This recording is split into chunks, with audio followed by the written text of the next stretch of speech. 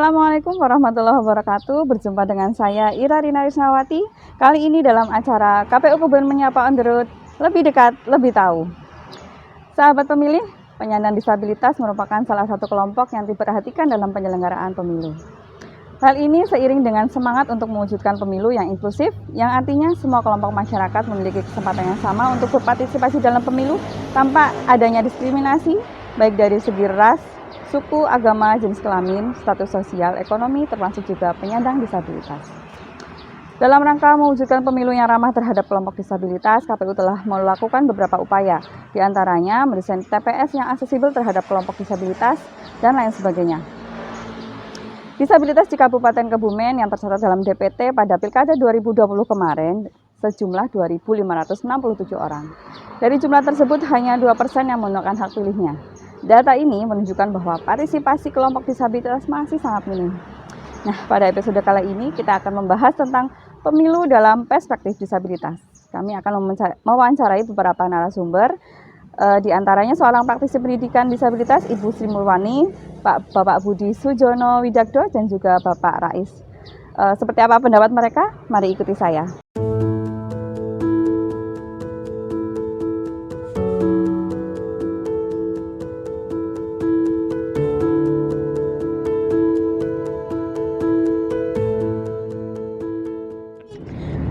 Sahabat pemilih, kita saat ini sedang dalam perjalanan menuju narasumber kita di Sekolah Luar Biasa Putra Manunggal Gombong, Ibu Sri Murwani SOS.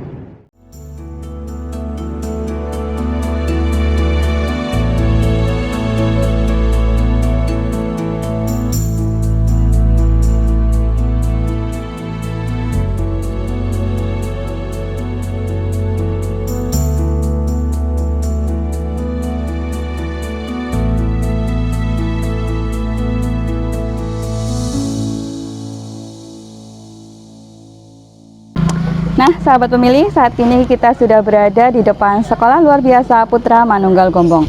Dan pada episode kali ini kita akan membahas mengenai pemilu dalam perspektif disabilitas. Kali ini saya akan menemui narasumber, yaitu Ketua Yayasan SLB Putra Manunggal Gombong, Ibu Sri Murwani. Bagaimana pendapat beliau tentang pendidikan pemilih kelompok disabilitas? Mari kita simak bincang-bincang menarik dengan Ibu Sri Murwani.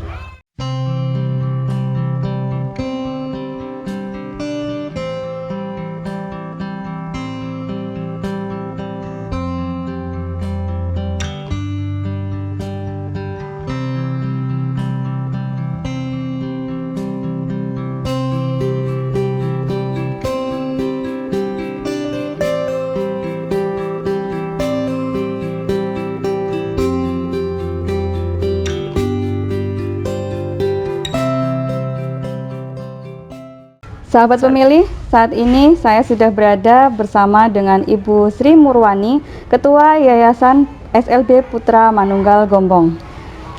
Apa kabar, Bu? Alhamdulillah baik. Alhamdulillah. Baik. Alhamdulillah sehat. Kita sehat semua. Amin, amin, amin. Ibu ini sedang sibuk apa ini, Bu, hari ini?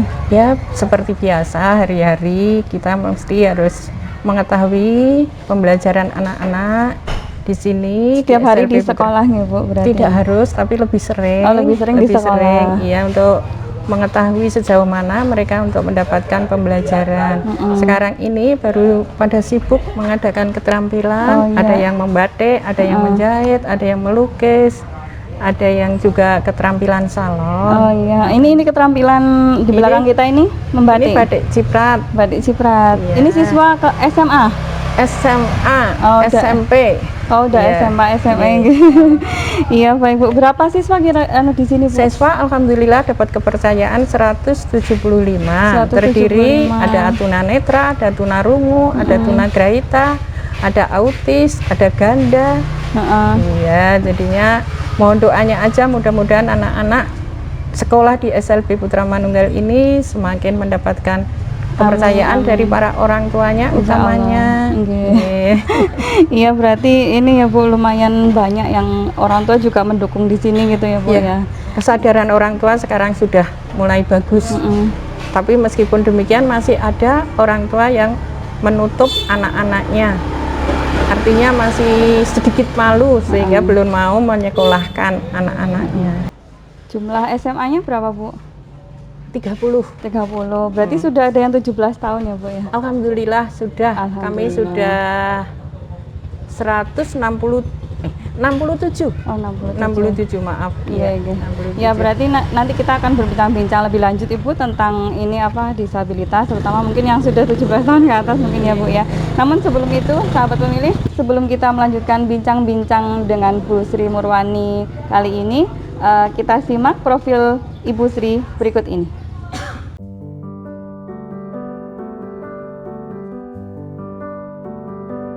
Ibu Sri Murwani SOS. Kiprahnya di dunia disabilitas sudah berlangsung selama 30 tahun. Berawal dari keinginannya memberikan pendidikan yang layak bagi putrinya yang menyandang tunagrahita, ia kemudian bertekad untuk mendirikan sekolah luar biasa bagi anak penyandang disabilitas. Dengan dukungan dari tokoh masyarakat dan pejabat setempat, wanita kelahiran 67 tahun lalu ini akhirnya berhasil mendirikan Yayasan Putra Manunggal pada tahun 1992. Selama 30 tahun beroperasi, yayasan yang dipimpinnya ini telah berhasil meluluskan sekitar 300-an lebih siswa dari berbagai ragam disabilitas. Saat ini, Yayasan Putra Manunggal menaungi 175 siswa dari mulai jenjang SD hingga SMA. Selain pendidikan formal, para siswa juga dibekali dengan berbagai keahlian dengan harapan setelah lulus para siswa dapat hidup mandiri dan mempunyai mata pencaharian. Sri Murwani juga berharap agar semua pihak semakin meningkatkan perhatiannya terhadap masa depan kaum disabilitas. Ya, demikian tadi profil dari Ibu Sri Murwani, Ketua Yayasan SLB Putra Manunggal Gombong. Ibu Sri berarti sudah berkecimpung lama ya Bu di sini ya, di SLB ini. Berkat rahmat Allah SWT, saya mendapatkan anugerah anak disabilitas. Sehingga ketika itu kami harus bisa memperjuangkan bagaimana anak-anak dan anak saya dan teman-temannya bisa mendapatkan pendidikan. Sudah jalan 30 tahun. 30 tahun. Karena kita berdiri memberikan pelayanan pendidikan ini sejak tahun awal pendidikan 92-93. Berarti sudah paham banget seperti apa disabilitas itu ya Bu ya? Tidak sih, tapi insya Allah tahu. Tahu ya, baik. Ini kita, saya mau bertanya-tanya tentang disabilitas ini Bu. Ini di dalam tahapan pemilu, karena kita KPU ya Bu ya, di dalam tahapan maupun di luar tahapan pemilu, KPU kan sering melakukan sosialisasi pendidikan pemilih untuk semua kalangan, termasuk juga disabilitas ya Bu ya. Karena pendidikan pemilih itu kan sangat merupakan ujung tombak menciptakan pemilih yang cerdas dan bagian dari usaha KPU mensukseskan pemilu. Menurut pendapat Ibu sebagai praktisi pendidikan, bagaimana ini Bu mengenai hal tersebut? Pendapat saya secara pribadi maupun atas nama praktisi pendidikan, bahwa pendidikan politik bagi anak-anak sekolah, utamanya anak-anak disabilitas, itu harus ditanamkan sejak dini. Mengapa? Karena disabilitas juga punya hak yang sama dengan anak-anak yang normal. Dan haknya tersebut harus difasilitasi lebih. Artinya disabilitas harus ditanamkan bagaimana caranya bisa memilih, punya hak pilih dengan pendampingan, dengan aksesibilitas, dengan perhatian lebih khusus daripada anak-anak normal. Iya betul Bu. Kalau ini sejauh mana nih Bu penyandang disabilitas itu mendapatkan pendidikan pemilih?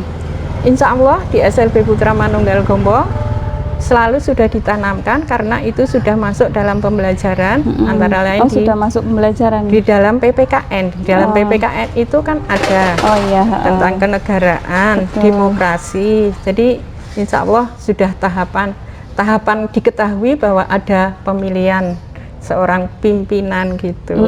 Iya. Udah itu di dalam PPKN itu berarti sudah cukup ya Bu untuk mereka dapat memahami apa yang disampaikan gitu terkait dengan pemilu gitu. Cukup sih enggak ya, karena memang mereka harus pemahamannya lengkap. Jadi tidak hanya sekedar akademik, tapi harus lebih banyak prosesnya, pengetahuan prakteknya. Jadi kalau kita harus bisa menanamkannya seperti itu. Karena secara akademik dia maaf Berarti kalau ada pendidikan pemilih dari KPU itu sangat tepat, harus itu. Ini adalah suatu kepedulian tersendiri bagi disabilitas, karena mereka adalah juga makhluk Allah yang istimewa. Istimewa, ya, betul sekali. Kemudian ini Bu, bagaimana cara yang baik dalam memberikan pendidikan pemilih menurut Ibu ya untuk disabilitas, karena Ibu sangat memahami disabilitas. Ini menurut Ibu bagaimana cara yang baik memberikan pendidikan pemilih agar pesannya itu benar-benar tersampaikan kepada mereka gitu Bu? Yang utama tentunya KPU harus mengetahui dulu disabilitas itu seperti apa. Jadi jangan hanya dari kalangan kita, tapi KPU harus tahu bahwa di sini ada disabilitas netra, disabilitas tunarungu, disabilitas tunagrahita, disabilitas daksa, disabilitas ganda, dan juga autis. Itu masing-masing punya karakteristik sendiri-sendiri. Netra barangkali sudah ada braille, tapi mereka juga egosentrisnya tinggi. Demikian juga kalau tunarungu juga ada pendampingan. Syukur di KPU Kabupaten Kebumen sudah ada petugas yang tahu tentang bahasa isyarat. Bagaimanapun juga kalau sudah ditanamkan dari awal tentang bahasa isyarat, anak-anak utamanya yang usia sekolah nantinya akan bisa memahami. Kemudian kalau itu pun juga tunarungu ada yang ringan, sedang, dan berat. Demikian juga dengan anak-anak tunagrahita. Ini yang sangat lamban pemikirannya. Tunagrahita itu juga terdiri dari ringan, sedang, dan berat. Kalau ringan, insya Allah dia tanpa didampingi, ketika diarahkan, dia mungkin bisa. Tapi kalau yang sedang dan berat, itu harus ada pendamping. Karena saya sudah mengalami sendiri. Dan di sini lebih banyak anak tunagrahita, juga anak autis, dan apalagi anak ganda. Padahal semua itu punya hak untuk memilih dan dipilih ketika memenuhi syarat. Gitu itu.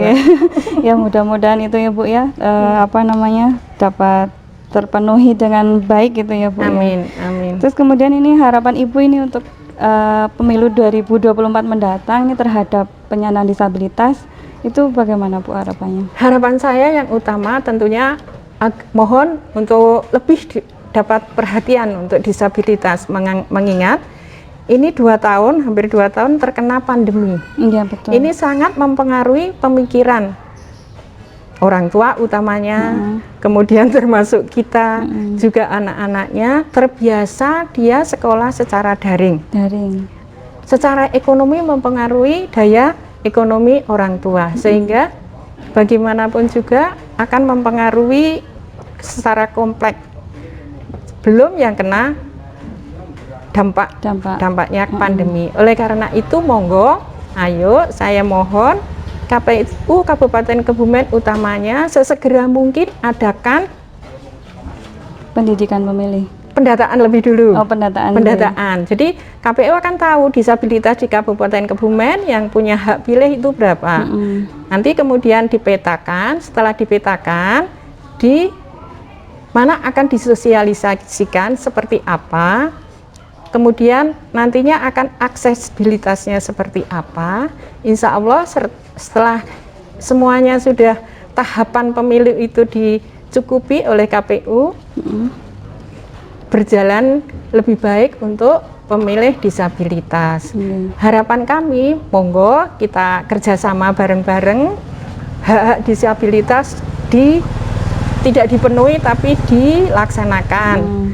Misalnya harapan saya ada disabilitas yang dipercaya untuk menjadi petugas di KPPS. Iya, minimalnya karena tingkat pendidikan, tingkat pengetahuannya minimal yang melipat surat suara. Jadi dia sudah mendapatkan haknya. Oh ini untuk apa? Ini untuk apa? Gitu ya Bu. Mbak. Iya baik Bu. Iya mudah-mudahan harapan Ibu juga harapan kita semua dapat tercapai ya Bu. Amin, ya. amin. Amin amin. Baik terima kasih Ibu. Sama-sama. Atas Terima waktunya. kasih pada KPU Kabupaten Kebumen perhatiannya terhadap disabilitas utamanya di SLB Putra Manunggal ini. Saling doa, sehat walafiat selamanya.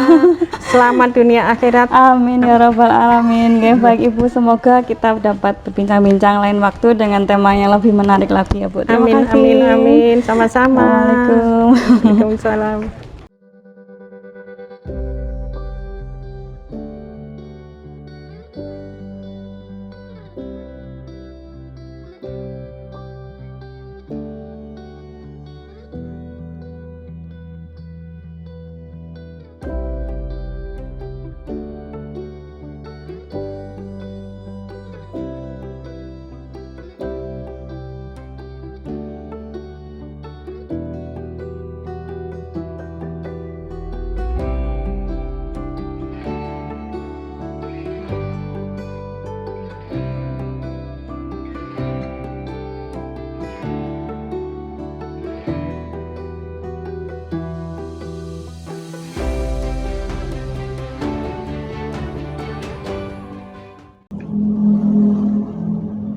Baik sahabat pemilih, saat ini saya sudah bersama dengan Bapak Rais Pujo Wahyono. Beliau adalah ketua dari organisasi Bina Akses Kabupaten Kebumen.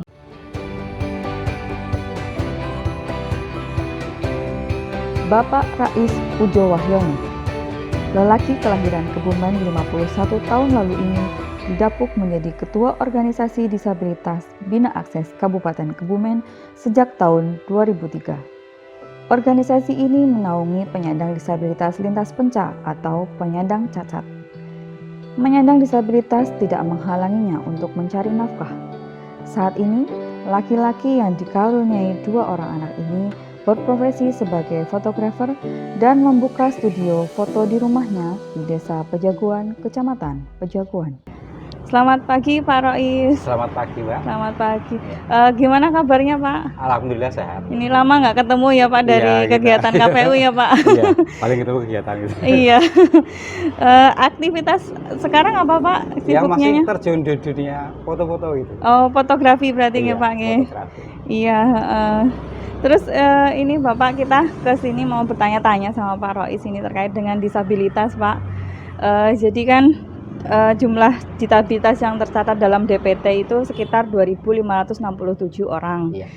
Sedangkan dari jumlah tersebut itu hanya 2% Pak ternyata yang baru menggunakan hak pilihnya kayak seperti itu. Iya. Dan mungkin lebih sedikit lagi malah yang ikut berpartisipasi menjadi penyelenggara ini Pak. Iya. Nah ini menurut Bapak ini apa ini Pak yang menyebabkan minimnya partisipasi penyandang disabilitas ini untuk ikut dalam perhelatan demokrasi ini Pak? Kalau menurut saya ya mungkin Banyak faktor Pak.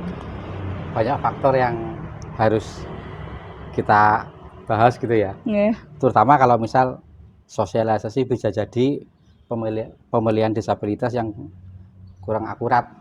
Itu artinya misal kita mengadakan sosialisasi kan tidak semua disabilitas tahu gitu. Di sana ada sosialisasi. Terus yang kedua itu contohnya misal kita mengadakan sosialisasi tapi biasanya kan ada orang tua rasa melu rono-rono orang penting ya. Kadang kan ada yang gitu. Itu artinya kan orang cacat itu istilahnya terikat. Terikat. Cuma itu paling. Singkatnya itu Pak. Ya jadi masih ada faktor ini ya Pak, apa namanya? Di luar yang aktif mungkin masih yang aktif mungkin banyak ya Pak. Tapi yang tidak aktif lebih banyak ternyata ya Pak di Kebumen ini. Diperkirakan 5.000 disabilitas, yang hadir paling cuma 3.000 itu aja masih kurang. Contohnya kayak gitu. Dan ternyata yang tercatat dalam DPT baru 2.500 kemarin Pak itu. Iya betul. Jadi pencatatannya mungkin masih belum ini ya Pak. Belum akurat. Belum akurat, betul. Jadi mungkin informasi juga dari keluarga yang tidak menginformasikan mungkin ya Pak. Iya bisa. Kita sudah menginformasikan keluarga, orang nggak usah datang, itu nggak begitu. Paling kumpulan apa gitu. Tapi kalau yang udah tahu, oh itu ternyata info penting, kan ada yang. Iya. Jadi faktor keluarga juga ternyata mempengaruhi Bisa ya mempengaruhi. Pak. Oh iya, heeh. Terus ini menurut Bapak ini cara mendorong agar para penyandang disabilitas ini ikut berpartisipasi nih Pak sebagai pemilih itu menurut Bapak bagaimana? Pemilih, penyelenggara Ya, maupun peserta pemilih gitu? kalau kalau menurut saya itu sistem jemput bola. Jadi kayak gini, kita adakan jemput bola atau melakukan pencoblosan di rumah disabilitas. Itu dalam hal pemilihannya. Itu dalam hal pemilihannya. Itu misal kalau seperti disabilitas yang repot, kayak gitu kan ada. Kan tidak semua disabilitas seperti saya itu kan istilahnya cacat bisa mandiri. Iya, cacat bisa mandiri. Ada yang lebih parah. Apalagi untuk kaum tunanetra itu kan ada yang susah lah. Iya. Terus untuk TRW kan yang namanya disabilitas kan nggak cuma daksa, ada tunanetra, ada TRW tunarungu-wicara. Begitu. Iya. Jadi sistemnya itu jemput bola. Jemput bola. Poinnya gitu, Mbak. Mungkin juga sosialisasi juga perlu jemput bola nggak ini Pak menurut Bapak Kalau ini? sosialisasi diadakan jemput bola kayaknya susah ya. Susah kita ya. door to door. Nggih. Kita dari pengurus door to door yang nggak bisa hadir misal 20 orang. Yang saya kita kan butuh biaya perjalanan ini itu kan. Dari Bina Akses ini berapa Pak ya jumlah ininya? Pengurusnya. Ketua, sekretaris, bendahara, pembantu umum, terus ada pengawas. Gitu. Terus kelompoknya berjumlah berapa kalau Bina Akses ini? Kalau yang sosialis yang biasa hadir tergantung dari KPU, misalkan Pak Rais menjalankan sekian orang kayak gitu. Oh gitu. Kayak kemarin terakhir kita di Yunani itu kan, itu malah melebihi kuota. Banyak saya ngomong sama Pak Agus, terus terang aja itu Pak Agus, apa ya? Saya cuma ngomong sama kelompok ini gedok tular itu loh. Aku pengen teko itu, aku pengen teko. Yang saya harapkan malah kayak gitu. Berarti semakin ada kesadaran banyak, ya Pak ya. Semakin banyak yang hadir, semakin banyak yang tahu kalau ada kegiatan. Oh itu kegiatan penting kita hadiri kayak gitu. Iya baik. Iya, betul sekali sih memang. Memang harus ada kesadaran dari semua pihak ya Pak ya. Iya makanya saya. Untuk agar dapat penyandang ini bisa ikut berpartisipasi semua ya Pak. Iya. Kemudian ini berarti melihat hal tersebut ini harapan Bapak terhadap nanti pemilu 2024 kan sebentar lagi ya Pak. Ini harapan Bapak ini agar penyandang disabilitas itu bisa ikut berpartisipasi mungkin melebihi dari kemarin 2%, mungkin besok bisa 5 atau sampai berapa persen ya gitu Pak. Ya harapannya ini.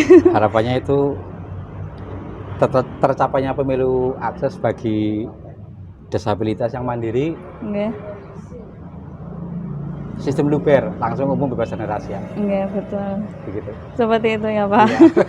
Iya harapan. Jadi istilahnya kan cerita singkatnya lah. Misal kalau saya menguraikan nanti waktunya kita banyak. Iya. Itu jawaban dari saya. Iya, harapan kita semua mungkin ya Pak ya, agar nanti penyandang disabilitas ikut berpartisipasi lah ya Pak. Iya, partisipasi. Jadi kan kita tahu, sadar lah. Era sadar akan pemilu itu. Karena partisipasi mereka juga sangat penting untuk ini ya Pak, masa depan disabilitas juga ya Pak ya. Masa depan disabilitas juga gitu. Iya, mungkin ikut berpartisipasi juga besok dalam ini Pak. Jadi apa pesertanya mungkin besok Pak. Iya. Ada yang mau daftar DPR mungkin kayak gitu dari disabilitas. Memang banyak kalau yang masalah kayak gitu, saya istilahnya di atas saya tak dorong ya. Mbok kowe sing bisa melaku teke dadi DPR ya. Modalnya akeh Kang. Wah, ora sampe kita modal lagi. Begitu ya. Itu gaweane gitu kayak gitu. Iya betul. Ya mudah-mudahan besok ada keterwakilan dari disabilitas mungkin ya Pak. Iya. Untuk ikut peserta gitu. Amin. Amin nggih. Harapan kami juga untuk disabilitas juga nanti bisa ikut dalam panitia penyelenggara mungkin Pak nanti di PPS ikut, di KPPS juga ikut, harapannya seperti itu. Baik, terima kasih Pak Rais, ini bincang-bincang kita menarik sekali, kita jadi lebih paham seperti apa disabilitas dalam pemilu ini ya Pak ya selama ini. Terima kasih sekali atas waktunya Pak Rais. Ya, sama-sama. Sama-sama. Baik sahabat pemilih, demikian tadi bincang-bincang kita dengan Pak Rais. Kita akan melanjutkan bincang-bincang lagi dengan narasumber lainnya. Jangan kemana-mana, tetaplah bersama kami. Sahabat pemilih, saat ini kita akan melanjutkan perjalanan ke tempat narasumber selanjutnya, yaitu Bapak Budi Sujono. Tetap ikuti kita terus ya.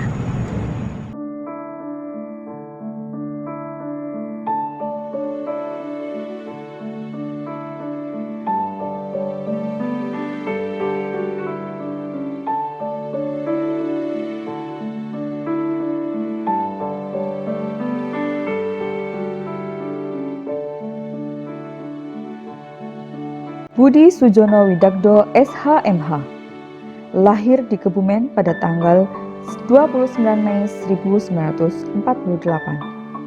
Budi Sujono Widakdo ini aktif dalam organisasi maupun LSM, di antaranya organisasi IPCTK atau Ikatan Penyandang Cacat Tubuh Kebumen, LSM Bina Akses, dan YPAC atau Yayasan Pembinaan Anak Cacat. Selain itu, ia juga didapuk menjadi ketua pada organisasi Bakti Nurani Indonesia. Keterbatasan yang dimilikinya tidak menghalangi semangatnya dalam belajar.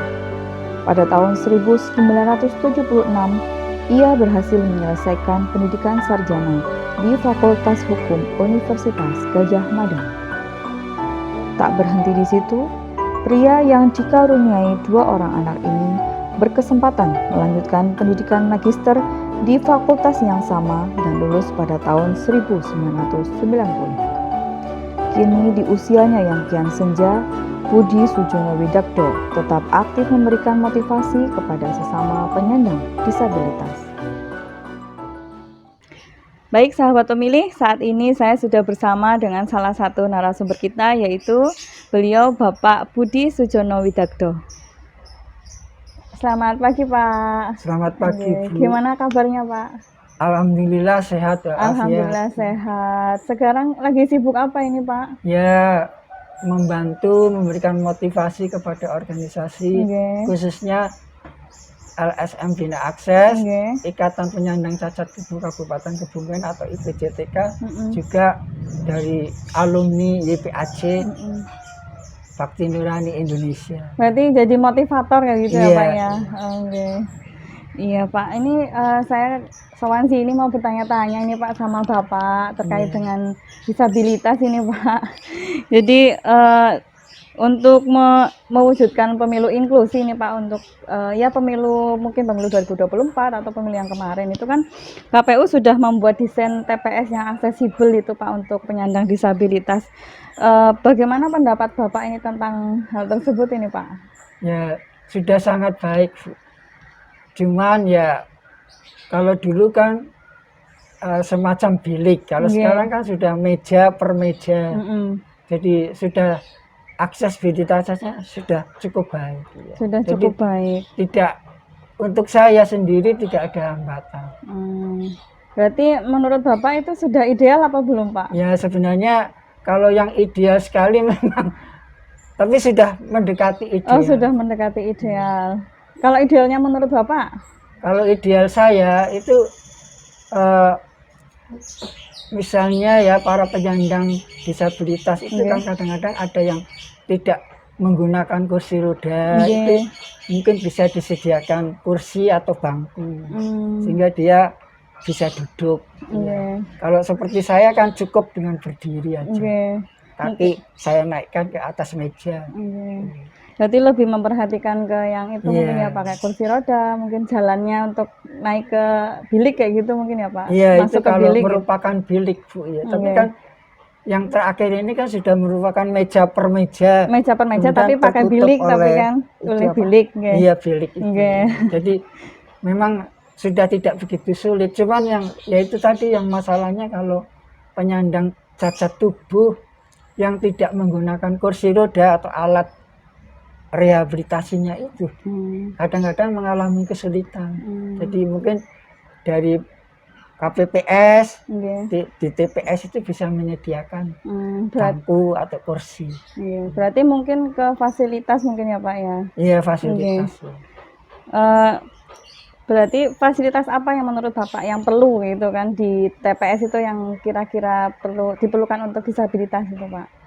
Ya mungkin ini Bu, jalan untuk masuk ke ruangan TPS itu perlu. Jadi ada kan saya dapat laporan itu ada yang TPS-nya di atas. Oh iya. Bagi mereka yang tidak bisa naik ke atas. Ke atas gitu ya? Itu kan sulit. Jadi kalau bisa jemput bola aja. Jadi petugasnya itu yang mendekati para penyandang disabilitas yang mau memilih. Kalau tidak mungkin itu ada jalan khusus gitu. Kalau menyediakan segala macam fasilitas nanti semacam apa hak kesamaannya tidak sama dengan mereka yang Iya, tidak iya. cacat. Jadi supaya tidak terlalu banyak biaya anggaran dari KPU. Iya, berarti Jadi mungkin dari hanya inilah Bu, kadang-kadang untuk masuk ruangan, kemudian TPS-nya kebetulan mungkin agak tinggi Oke. tempatnya, misalnya di atas, itu yang saya mendapat laporan dari teman-teman Jadi ada yang mengalami kesulitan. mungkin ini ya akses jalannya Iya, untuk akses menuju jalan. ke Jadi TPS. itu kalau bisa nanti bisa dari petugasnya KPPS di TPS itu bisa proaktif lebih aja iya, lah. Iya. perhatikan. Lebih lagi Daripada bisa menambah jemput bola gitu ya, ya, Pak. jemput bola daripada apa Menambah eh, anggaran. berjalan sendiri harus diangkat dijunjung oleh orang lain. Oh, enggak. Iya, betul sih, Pak. Nggih. Kemudian untuk harapan Bapak tentang pemilu 2024 besok ini gimana, Pak? Terkait dengan ya itu tadi mungkin ya fasilitas. Iya. Terkait dengan pemilu 2024 dari disabilitas mungkin harapannya apa, Pak? Ya, harapan saya para penyandang disabilitas sih aksesnya lebih diperhatikan. Kemudian yang kedua itu kan kalau nanti misalnya lembarannya besar Bu, untuk coblosannya itu memang mungkin juga agak mengalami kesulitan. Ya. Jadi kalau bisa itu diperkecil lembarannya, kemudian untuk penyandang netra itu kalau bisa diberi huruf braille. Memang sudah ada itu, Iya, Pak. iya, Kalau huruf untuk braille, template-nya sudah template, ada. iya, Iya. itu, iya. Sudah ada Kalau sih. Graita saya kira tidak masalah itu karena kondisi fisik kan tidak begitu berat. Iya, Iya. betul Cuman sekali. dia dalam bahasa atau bicara sama pendengaran mungkin. Enggak, tapi kan nanti juga ada pendamping, Pak. Iya, pendamping. Jadi lagi kan Tapi sebenarnya di sini Bu, kalau bisa itu para disabilitas itu tidak usah pakai pendamping. oh, mandiri Jadi gitu ya, Pak? mandiri supaya hak asasinya kerahasiaannya itu tidak Benar-benar bisa dilihat terjaga orang lain, gitu ya. meskipun itu disumpah ataupun mungkin dia keluarga ya Bu ya. Jadi merasa lebih tenang kalau mandiri gitu ya, jadi Pak. kita jadi lebih bebas. Ya. Oh, gitu. Kalau pakai pendamping kan bagaimana ya Bu? Rasanya itu kurang sreg gitu ya, Pak. sreg dan juga hak asasi bagi pemilik penyandang disabilitas sih kadang-kadang diragukan. Oh, iya betul. Karena ada pendapat, oh ini tunjukkan ini aja nomor ini, gambar ini. Iya. Ya mudah-mudahan hanya masukan saran aja. Yes, kami terima Tapi saran. sekarang sudah cukup baik. Sudah cukup baik. Ya mudah-mudahan harapan Bapak juga harapan kita semua nantinya di tahun 2024 juga aksesibilitas untuk penyandang disabilitas lebih baik lagi dari tahun Bu. Mudah-mudahan Bu. Mudah-mudahan juga jadi partisipasinya meningkat ya, Pak ya. Baik, terima kasih Pak Puji atas bincang-bincangnya. Terima kasih untuk diterima di sini. Terima kasih juga untuk semuanya. Baik sahabat pemilih, demikian tadi bincang-bincang saya dengan Pak Budi Sujono Widagdo. Mudah-mudahan apa yang kami sampaikan, apa yang kami bincang-bincangkan dapat bermanfaat untuk sahabat pemilih dimanapun berada. Jangan lupa like, komen, dan subscribe channel YouTube KPU Kebumen. Saya Ira Rina Risnawati pamit undur diri. Wassalamualaikum warahmatullahi wabarakatuh.